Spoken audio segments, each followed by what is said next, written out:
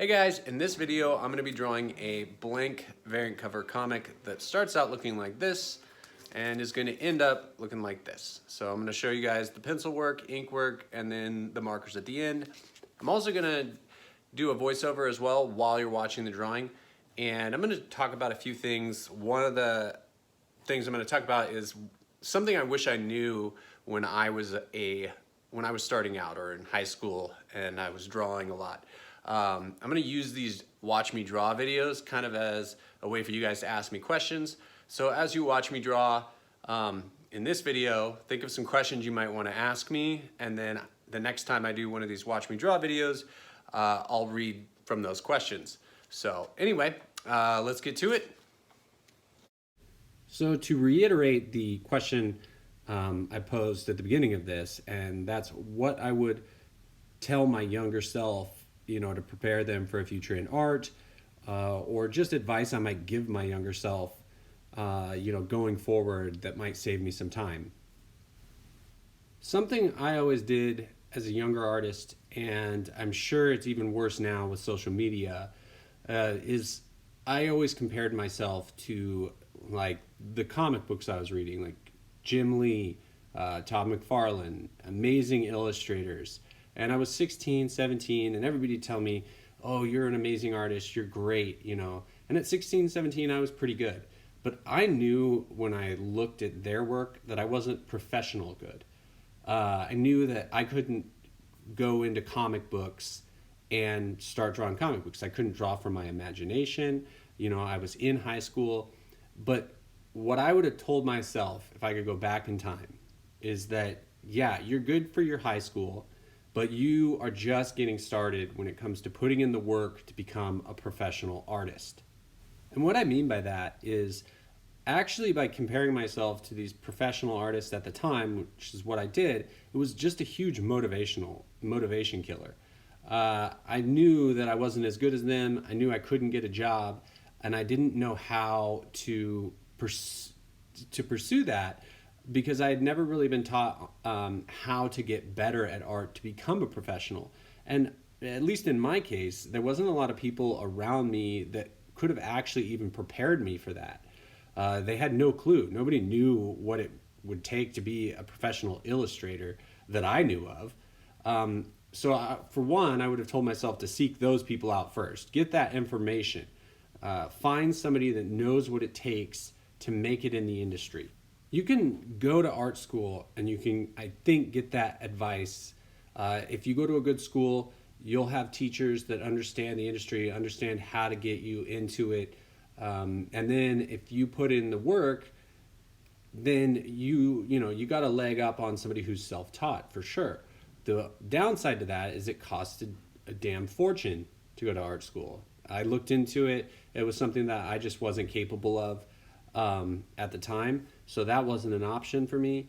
However, I know of several people that did find, mentors and stuff, people that did work in the industry, and those type of people, that's who you want to find for sure, as people who have worked in the industry. And with social media, there's and YouTube, there's so many videos from guys that are working in the industry and giving great advice these days on what process you need to go through.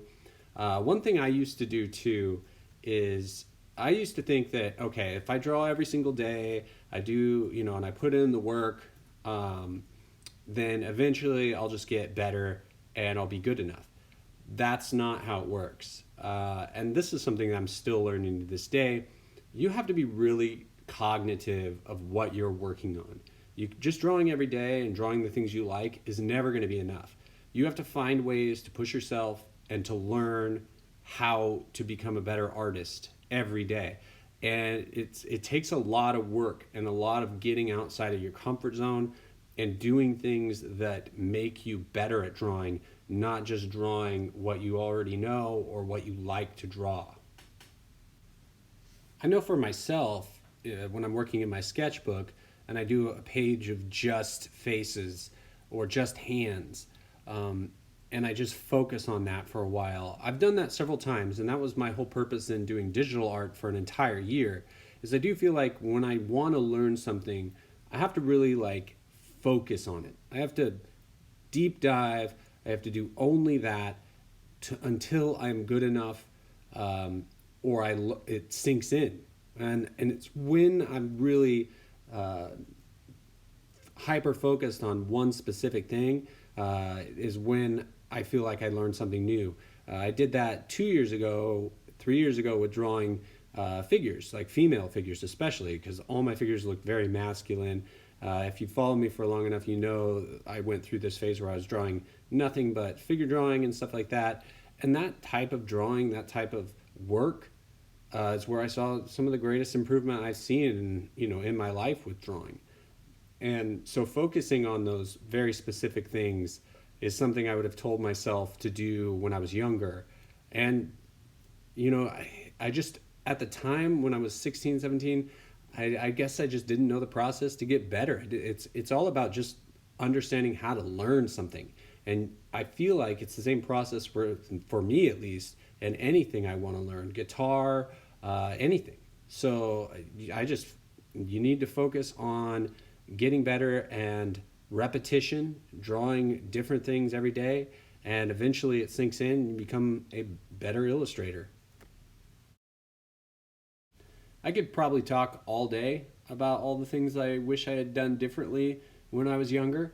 But all I can do is really, especially when it comes to my daughters, this is something that I think about like a lot, how to help them not make the same mistakes that I made, or at least not waste time.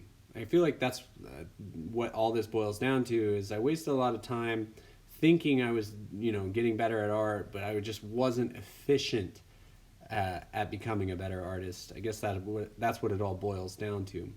But anyway, I hope you guys liked this video, just kind of watching me draw and, talking about art-related stuff. So if you have questions you'd like me to talk about in, let's say, another one of these drawing videos, then leave them in the comments below. I'd love to hear, questions you guys have for me. And in the next video, I might cover a lot more, different topics, like several topics instead of just one like I focused on in this video. One of the other things I wanted to mention is I actually sell these variant comic book covers. I have a ton of them. I just pick them up from my local comic book store. I love comics. I love going into that store. It's called Geek Geek Nerd Nerd. They do live sales.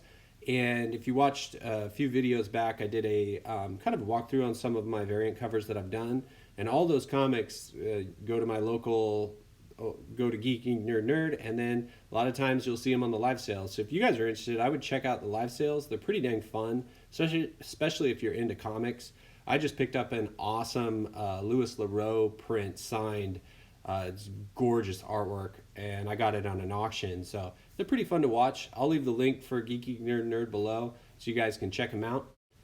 Well, that's the video, guys. Hope you liked it, and if you have any questions for my next Watch Me Draw video, leave them below in the comments, and if you haven't, subscribe, and I will catch you guys later.